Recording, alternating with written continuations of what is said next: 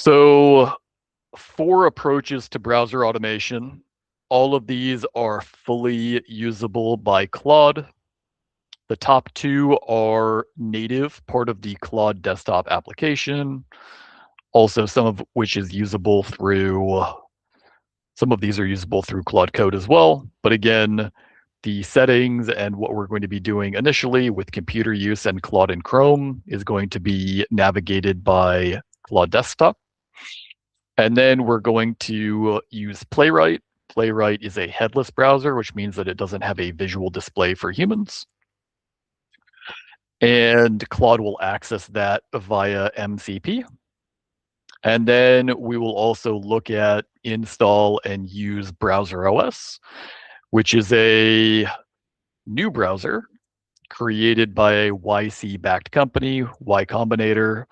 For those of you who aren't familiar, Y Combinator is one of the top startup incubators in the world. And so a lot of the products and tools and stuff they put out are pretty fantastic.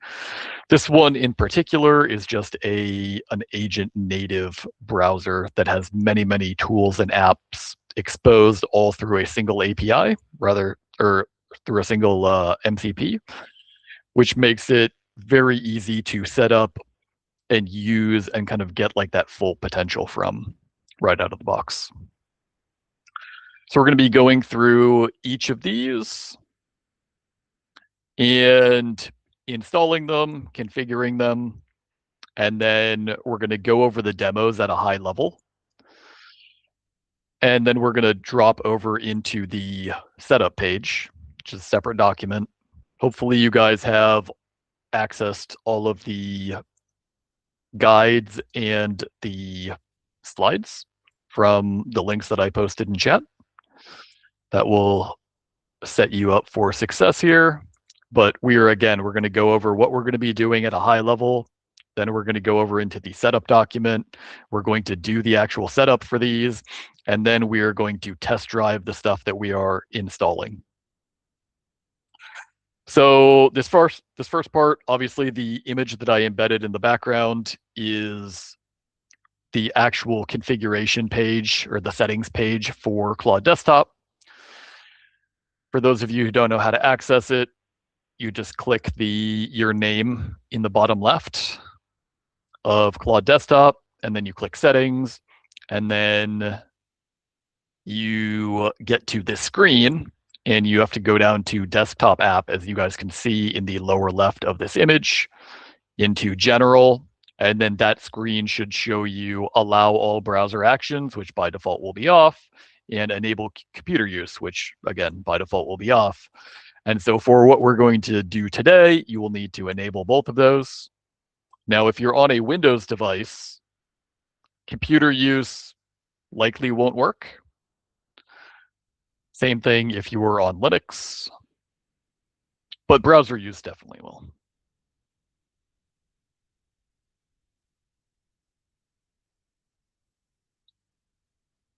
Oh, there we go, skipped over one. And then the second piece that we're going to go over is the installation and setup of Playwright, and then also Browser OS. So these are going to be pretty easy to set up and run. Playwright, you just need to install via command line or just tell Claude Desktop to do it. And then the same thing for Browser OS, though Browser OS you're actually going to have to download from the Browser OS website, which is browseros.com, and install that prior to connecting the MCP.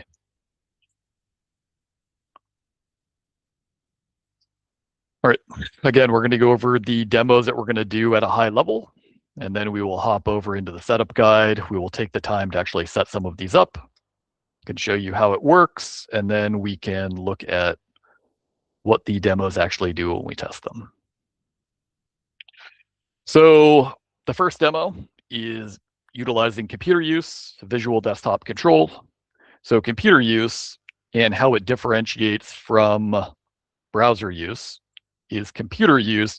Claude actually takes control of the mouse, of the ability of your desktop to print images that it sees.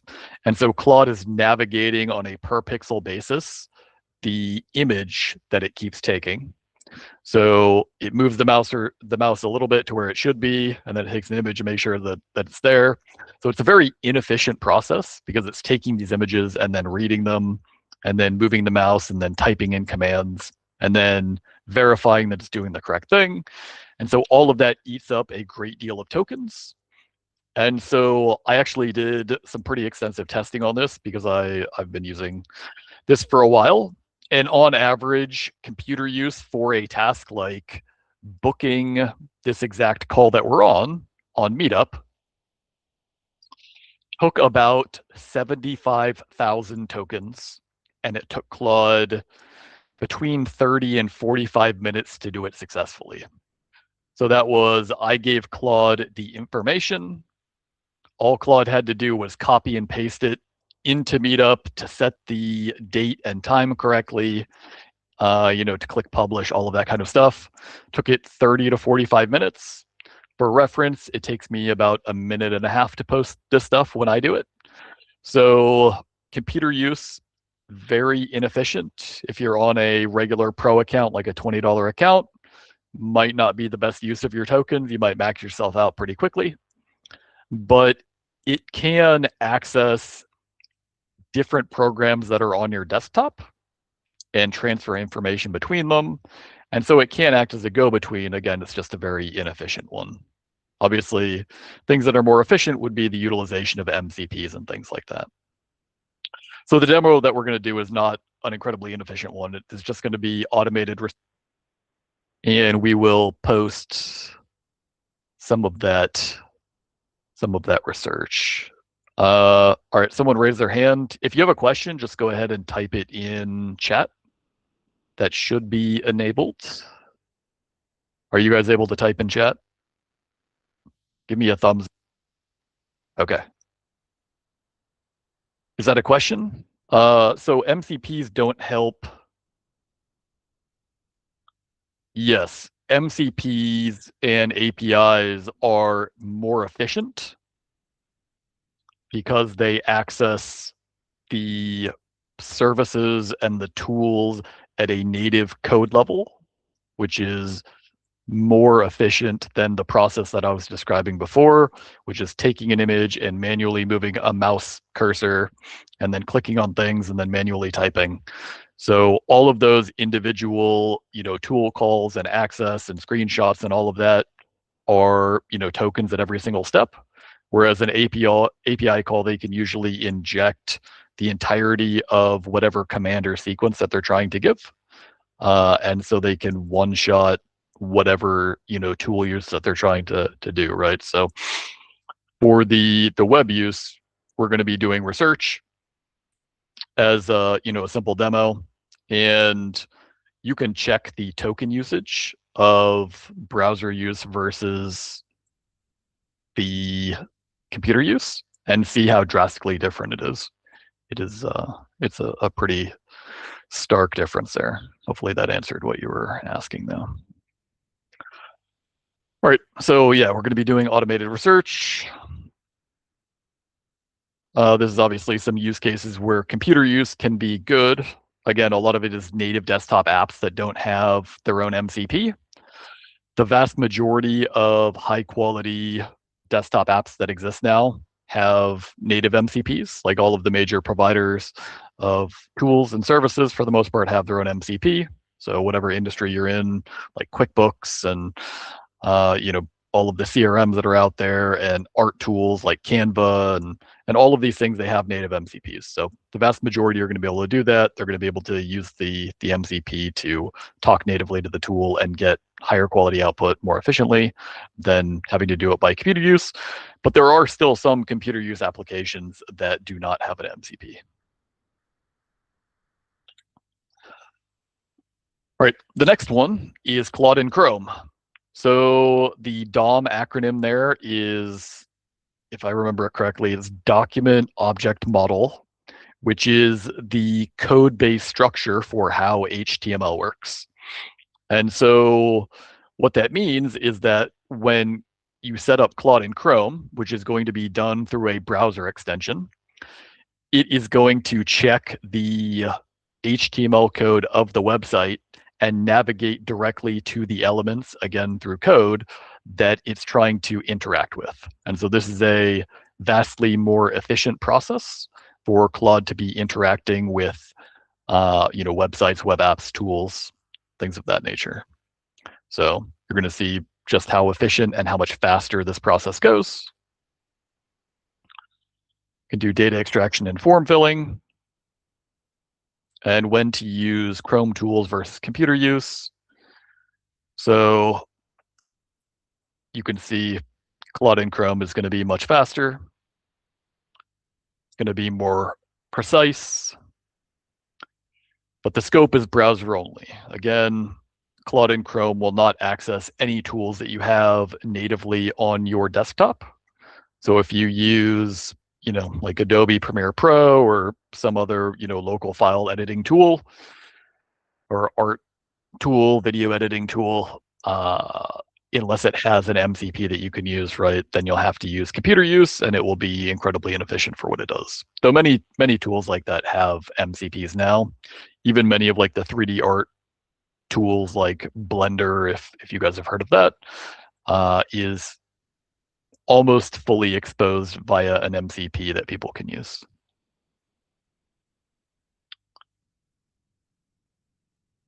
Okay. And then the third demo that we're going to go over is the Playwright MCP. So this is headless automation, which means that you do not and will not see the visual display of what Claude is doing. It's all going to be told to you. The results will be shown to you, but you won't have a browser pop up. It won't be accessed. It won't. Claude will not prompt you for logging into the Claude browser plugin, any of that. It will all just be handled natively through the MCP. That will spin up an instance of the headless browser. It will do whatever commands you gave it, and then return the data back and present that in Claude Desktop. So we're just going to do some simple scraping. For this, we're going to scrape my particular web page because it's not actually legal in many places to scrape things that are owned by other people. So we're just going to scrape something that is mine, which is one of my social channels, or like our AI Collective social channel. All right, and so the use cases for Playwright here: cross-browser testing. Chromium is an automation friendly browser, Firefox, WebKit. So it's good at data scraping. It is good at filling out forms, doing that kind of form and data entry automation, which is great. Multi-step web workflows, CI/CD pipelines, all of that type of headless automation is fantastic. But it's not ideal, again, for native desktop apps, right? That's computer use. And then the fourth one, we're going to do multi-source research automation. This will be a cool use of a browser OS. And then if we have time, we will jump into the visual testing and monitoring. And we'll hop into the browser use setup guide now. Let me scroll back up to the part where we should be looking at. All right. Everyone should be able to see this. I see several of you in the document, which is great. I'm going to go ahead and post the links again in chat. So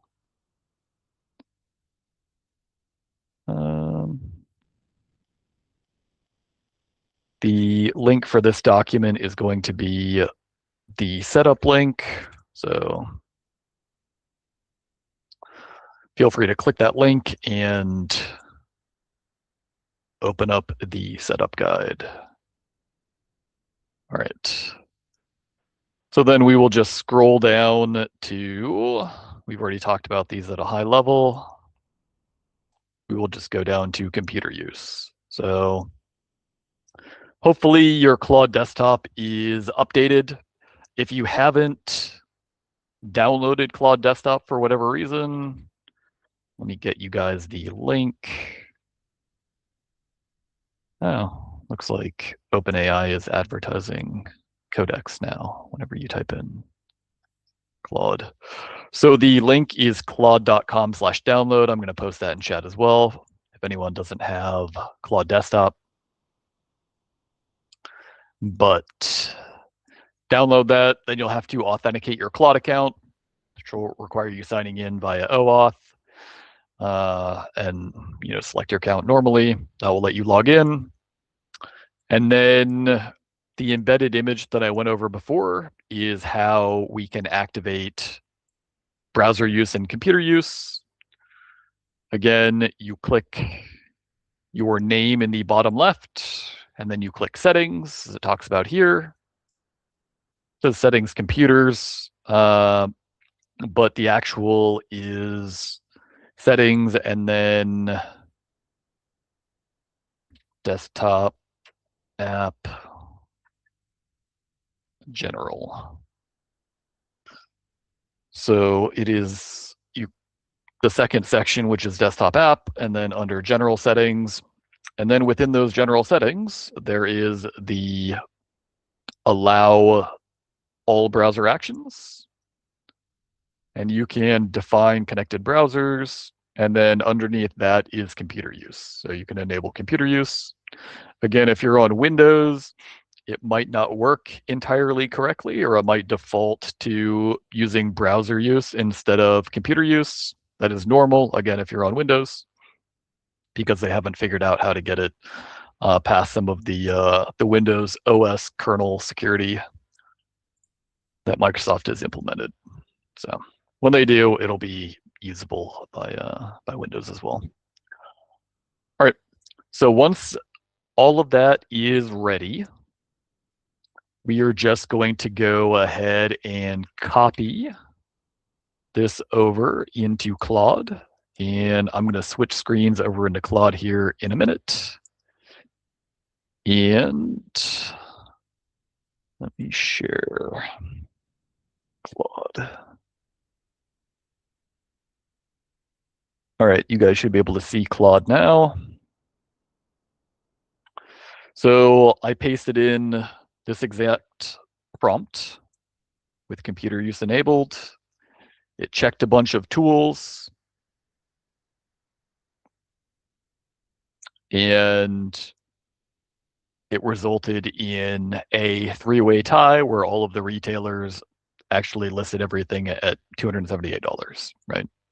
So I'm going to continue on while you guys test this, because it can take a little bit to resolve if you're on a Mac and utilizing full computer use. So rather than wait around for 20 or so minutes, which is how long it took when I tested it on my Mac, we are going to, again, I'm going to show you the result of, what it actually does using that exact prompt, but not wait around for the 20 minutes that it will take to do. Just keep in mind that if it takes you 20 minutes and the thing keeps spinning, totally fine. You can actually still, bring up more tasks and run the other commands and demos we're going to be doing, and then just let that one run in the background. So totally fine. If you are on Windows, it will likely prompt you to log in to Claude browser and or download the Claude extension. So I believe we have Claude in Chrome extension. Yeah, the instructions for it are right here. So I'm going to swap back over to the setup guide now.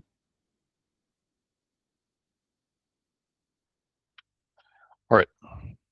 So let's go ahead and set up Claude in Chrome so that if you're on Windows, again, that prompt will actually work for you, because computer use, again, is going to be very hit or miss. So the installation for Claude in Chrome is pretty easy. There is a little puzzle piece icon in the top right of your browser. at least it's in the top right of Chrome, that is for extensions. It might be under 3 dots if you're using 3 dots if you're using a different browser, but you're going to want to find and click extensions, and then manage extensions, which is an option at the bottom, and then go to the Chrome Web Store. So there should be an option on the left side. So right here is the option to go to the Chrome Web Store, and that brings you here. And then once you're in the Chrome Web Store, you just type in Claude. I already have this installed, so I'm not going to install it again, but you guys would just click on here. And then instead of remove from Chrome, you'll have, install this. So actually, I guess it redirected. So this is what it should look like when you click it. And it, instead of having remove from Chrome, it should have something for you to click to install it. So you want to install that. Then you're going to have to authenticate to it. So that means you will click that little puzzle piece icon again, and then click Claude, and it should bring up a window on the side of your screen. It won't show in the screen share that I'm doing right now, but it should show on your machine if you click the extension. And the extension will require you to authenticate to your Claude account as well for the first time that you're using it. It should be pretty simple and easy to do. And then we can jump back into the demo. If anyone's having issues with it, let me know in chat, and I'll try and help you through it. But once all of that is done, then we can go ahead and test out this command. Also, again, if you're in Windows, the first command for the computer use is probably not going to work. So you'll just have to paste in that command again after you've configured the Claude web extension, and you will be able to utilize that command again using the Claude browser use rather than computer use. All right, so I will swap back over to Claude now. I've already pasted this command in, but you guys should do the same.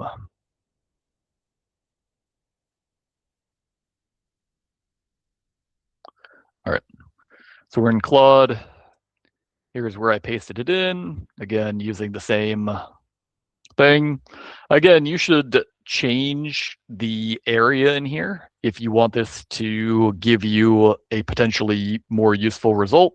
Obviously, I live in the Virginia Beach area, and so that is why the prompt says Virginia Beach. But if you live in New York or San Francisco or another city, right, just go ahead and change that part before you hit enter. And it should find you a job in that local area. So mine found me a nice AI and machine learning engineer posted by Booz Allen in Norfolk, which is part of Virginia Beach. And as a title, shows the salary, the skills, the nice to haves. So these are very cool, and part of what we can, as an extended lesson, and I believe this is in the homework guide, configure scheduled tasks. So people that are hunting for jobs, right, we're going to be able to add context to this. As you guys can see on the right side, we can add context to the working folder, and the context that would be ideal for use like this would be a copy of your resume. So like maybe you're in tech and you have an expansive tech background like I do. And so, you're pretty open to doing AI work, cybersecurity work, cloud work, all of that. And so maybe you have a few different scheduled tasks. One of them is for cybersecurity work where, daily or weekly, depending on how active your search is, you have your resume in there with all of your skills in, the cybersecurity field, and then say you're looking for a particular cybersecurity role, like an analyst or an engineer or an architect or a program manager, whatever the particular role is that you're looking for. But then you have one of these scheduled tasks, each tailored to the variation of your resume or skill set that you want to put forth, right?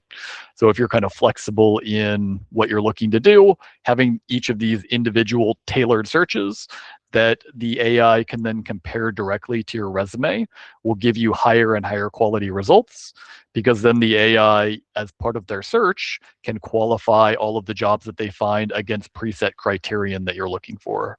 It can filter out jobs that don't meet your salary criterion or remote work, or by particular skills or experience that you may or may not have, right? If you have specific certifications or have worked with specific tools that they might be looking for, all of that would typically be in the job description. Again, Claude will compare it for you and then truncate the list of what it displays to you as potentially lucrative jobs. And then, as part of what we're doing with browser automation, you can extend that even further and create examples of how to apply to those jobs and let Claude apply to them for you, which is very, very cool. So lots of ways that you can actually extend a prompt, a simple prompt like this, and turn it into a fully fledged and automated workflow utilizing browser automation. All right, so I'm going to swap back over to the setup guide now.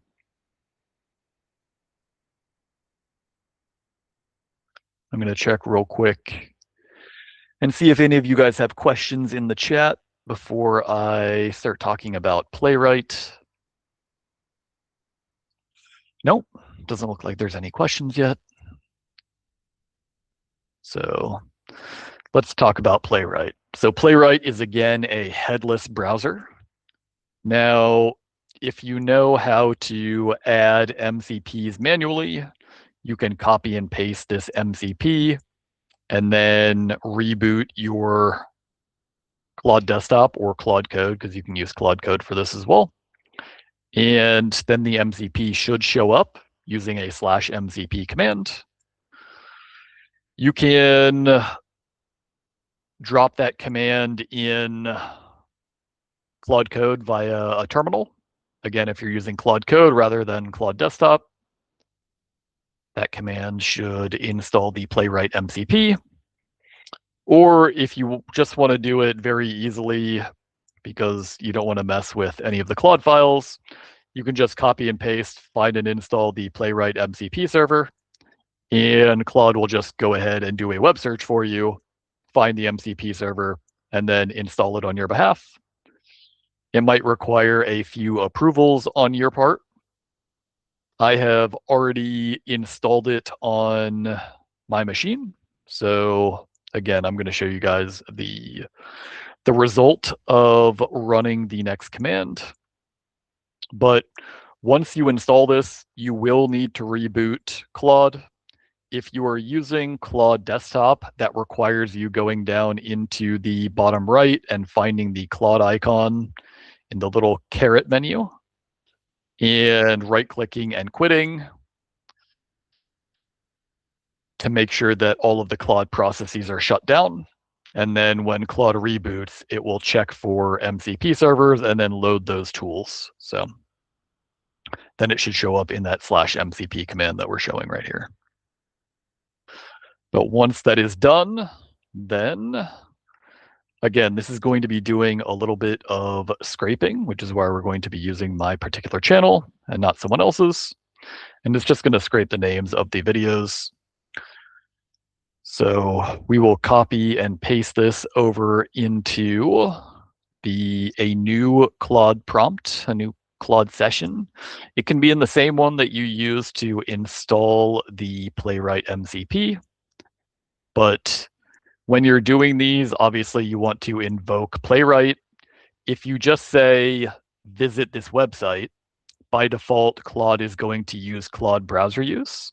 So if you want to use an alternative like Browser OS or Playwright, you are going to need to call it specifically. Now, there's some other things you can do later on, like creating, skills that can guide Claude in the direction that it needs to take if you don't want it to default to Claude browser use, or you can just turn off Claude browser use in the settings of Claude Desktop if you no longer want to use that. And then it will default to whatever the next tool it is that it finds. So I'm going to swap over to Claude Desktop now, and we can look at the result of that command that I pasted in for Puppeteer.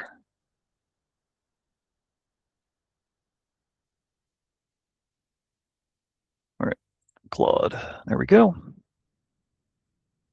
All right, so I pasted in that command for Playwright to go. You can see, I don't know how many of you actually check out the tools that are invoked by Claude, but it tells you, and you can check.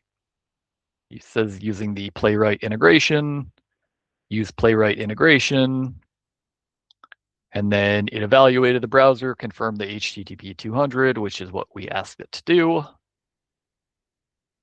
And then it took a screenshot, again, as we asked it to do.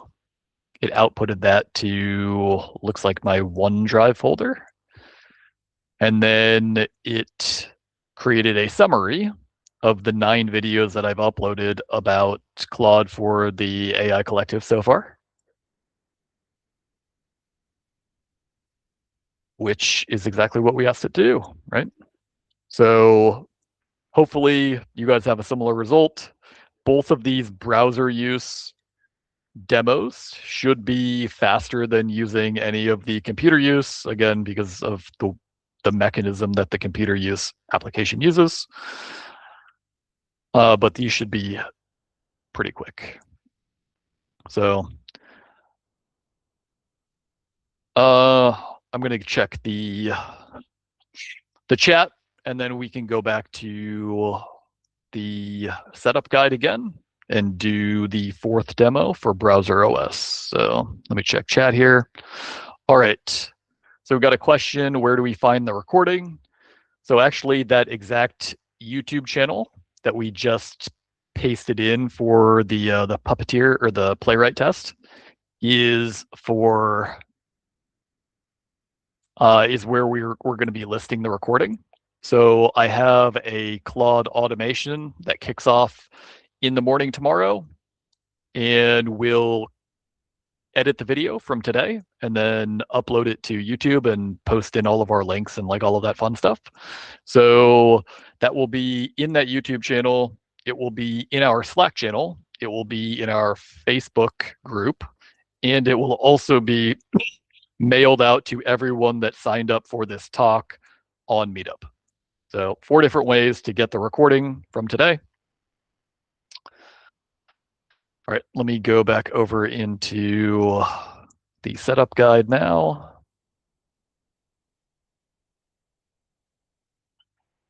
All right. So this last part is Browser OS. So Browser OS does require a download. The website is browseros.com. It is a relatively small download, but that just going to browseros.com, just there's the download button right on the main page. Click download, download it, go through the installation, which should be pretty quick. And, you can go and open it up.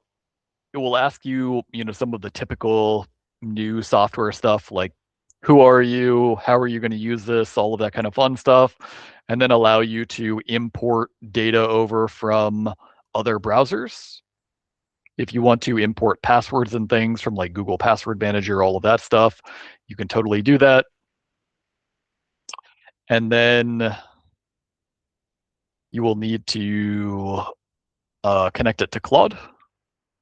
And so that will be done via the MCP, which it doesn't look like Claude added to this.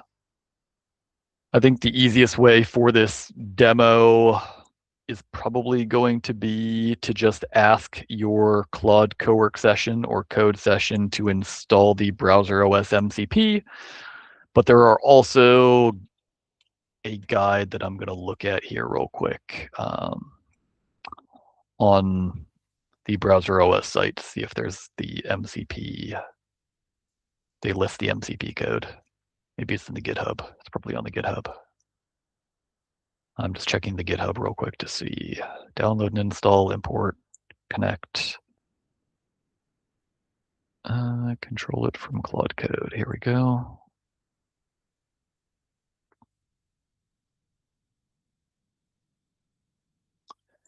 All right.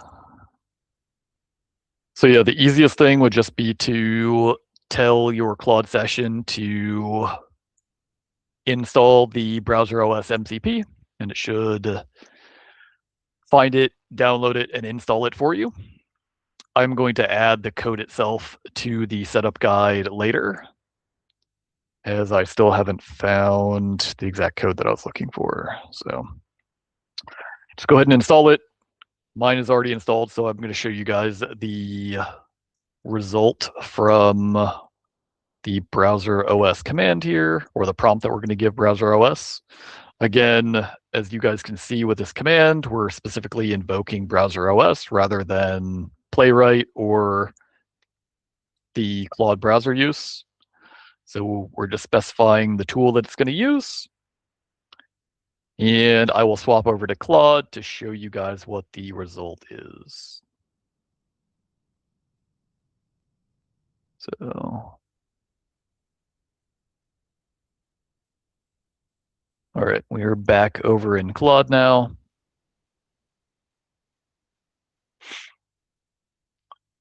So I pasted that command using browser OS, research the top 3 automation trends for small businesses, give reputable sources, summarize key points, and draft an email.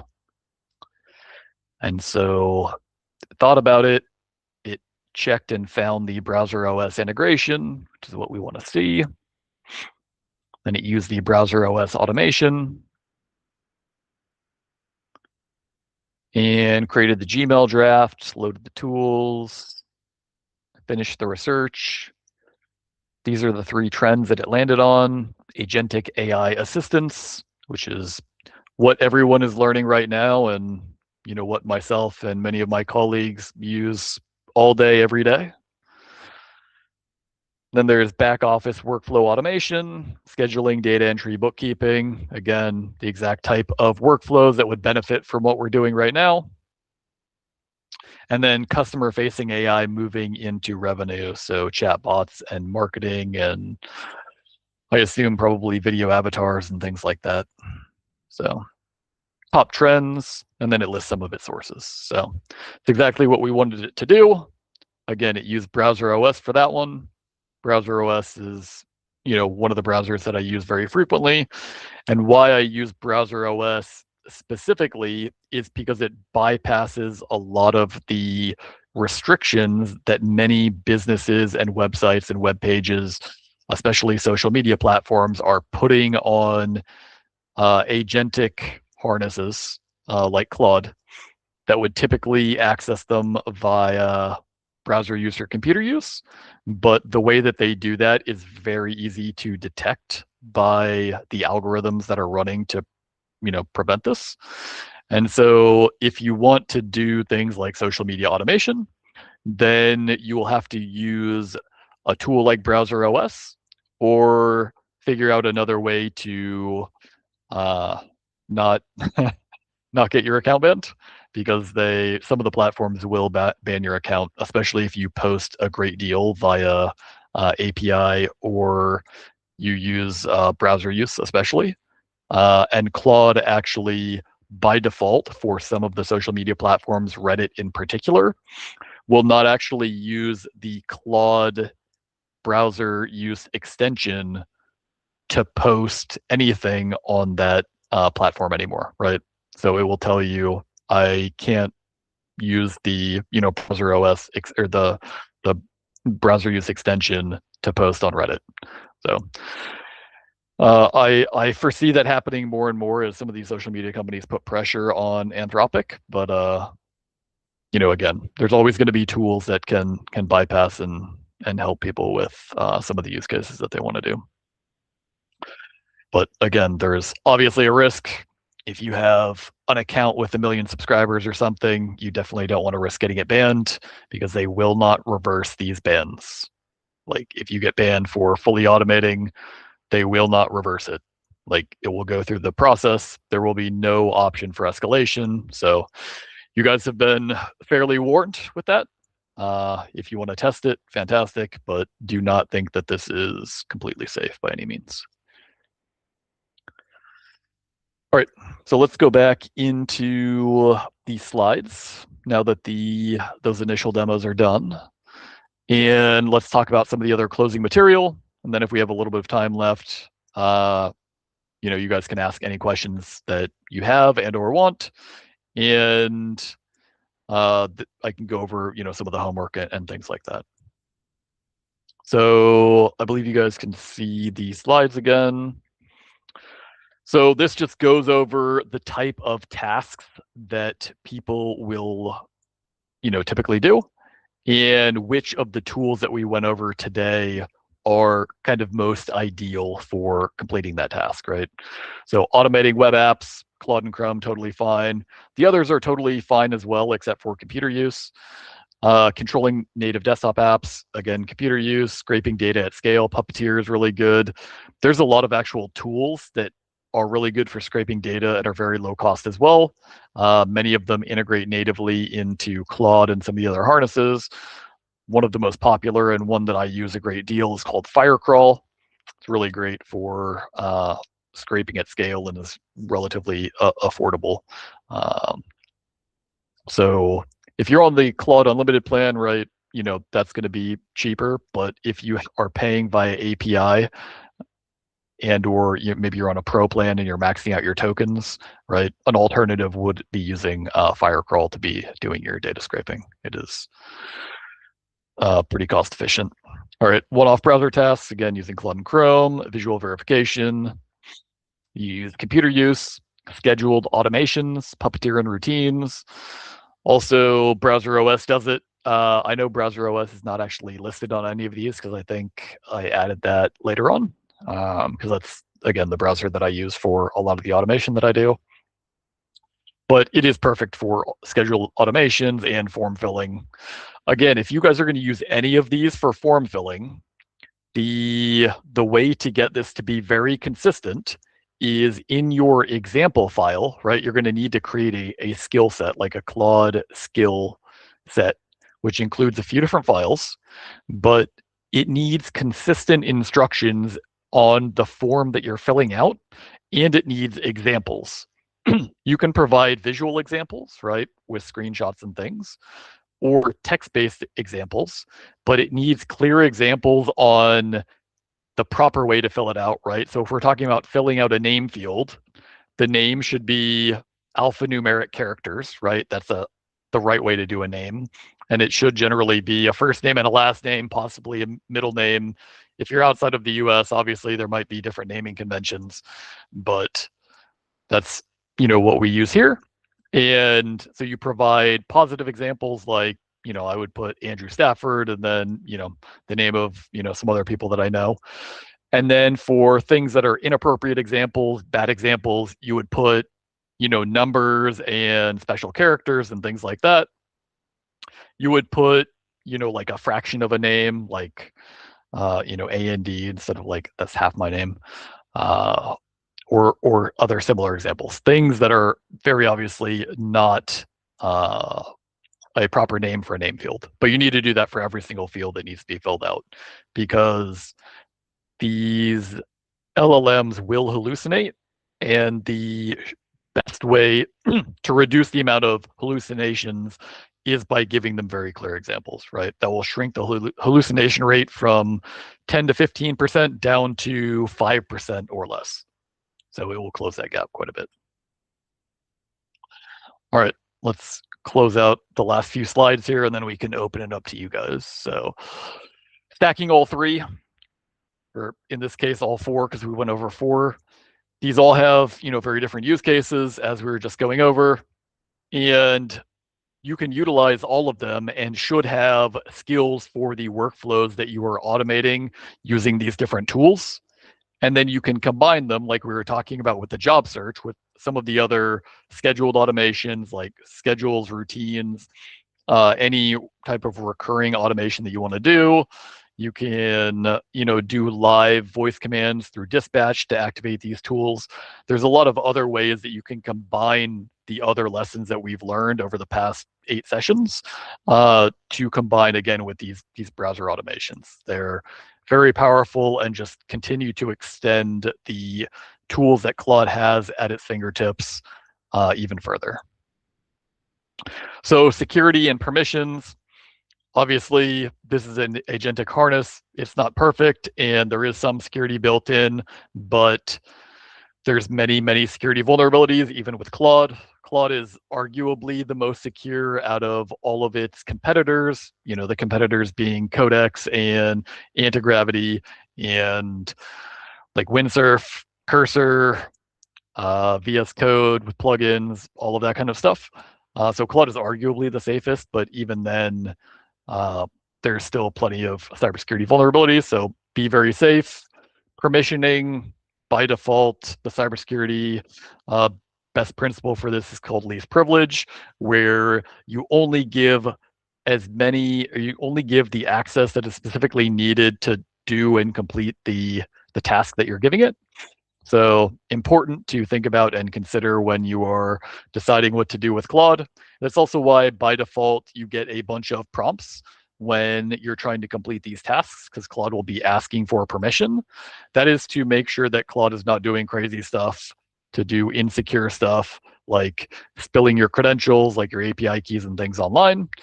And so, full auto does exist, bypass, does exist. Again, use it at your own risk. I can't recommend it because it is not good security, but people do it regardless.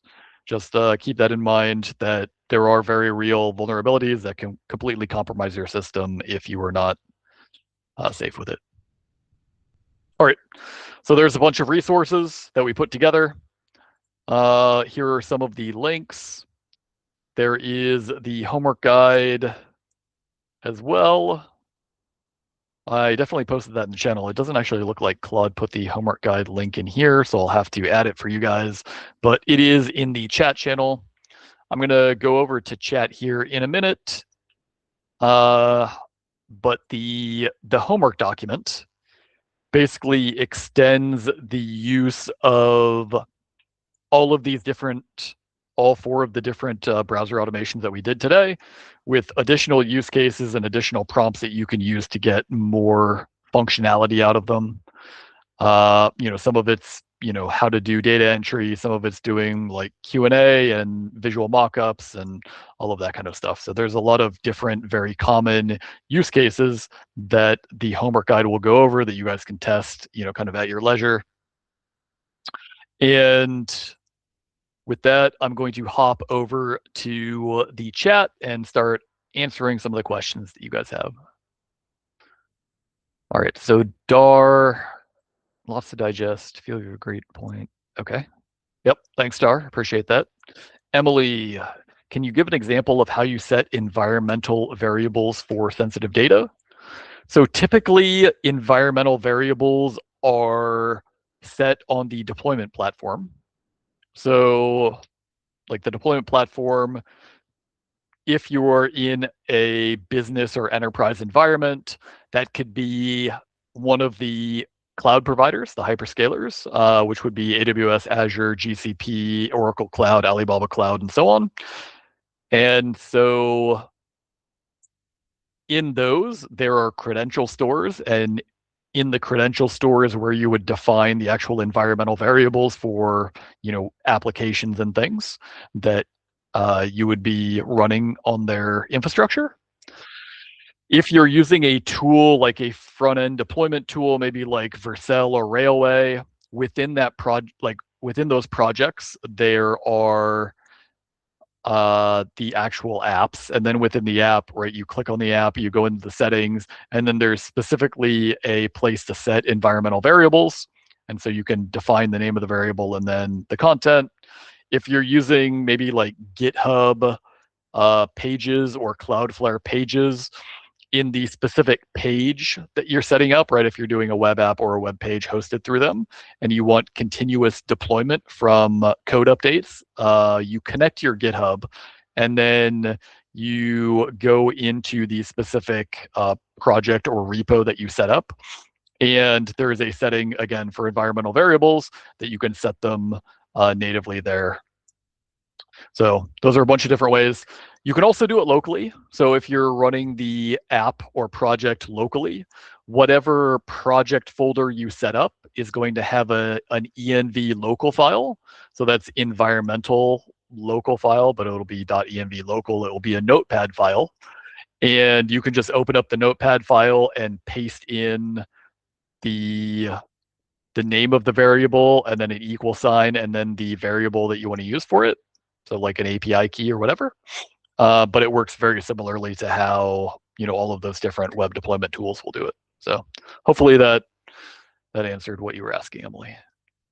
And then Kirk, did you already put these reference links in chat? So yes, for the slides, the homework, and the setup, they were all in chat.